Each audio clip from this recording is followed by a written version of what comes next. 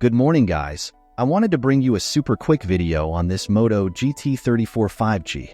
It's an entry-level phone that I bought for €100. It's a phone I recommended to a friend, and I was configuring it because, as a tech enthusiast, I was curious to try it. After trying it for just 15 to 20 minutes, I already feel like I'm falling in love with this device, which prompted me to make this video to share my thoughts with you. Inside the box, made entirely of recycled materials, you'll find a charger, a USB-C cable, and even a rubber case, which is quite useful.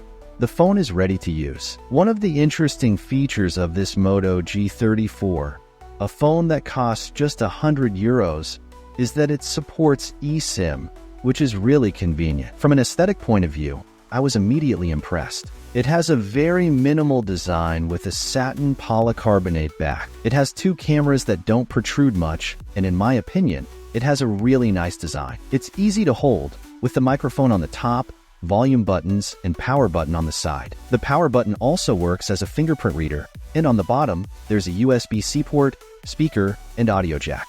It's a device with a 6.5-inch display, and it's very light, really pleasant to hold. On the front, we have a 6.5-inch display with HD+ resolution and a 120Hz refresh rate. So, this is quite a surprise for this price range, especially considering the software is almost stock Android 14. Motorola doesn't interfere much with the customization of the device. It really feels like a device that seems more expensive, more faster compared to other €100 devices I've tried. In fact, inside there's a Qualcomm Snapdragon processor. This processor is used in much more expensive, much more powerful devices like some Redmi Notes, and it also supports 5G, which is really interesting. The device has a 5,000 mAh battery, so even in terms of battery life, it's excellent. Overall, it's a real pleasure to use. Keep in mind that it has just finished updating all the pre-installed apps, which are few anyway. I was looking at the device's customization options,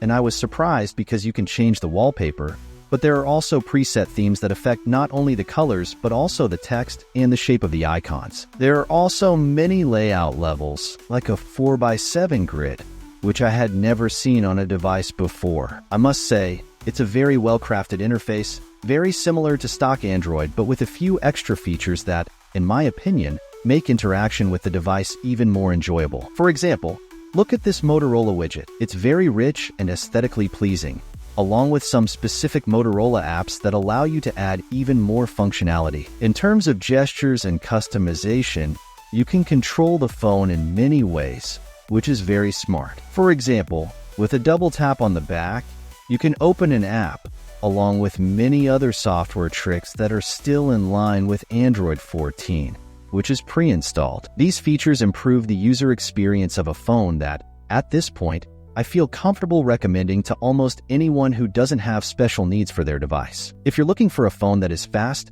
easy to use, beautiful to look at, light, and complete, and at the minimum price, this is the one. By the way, I haven't tested it myself, but I've seen reviews. It also takes good photos.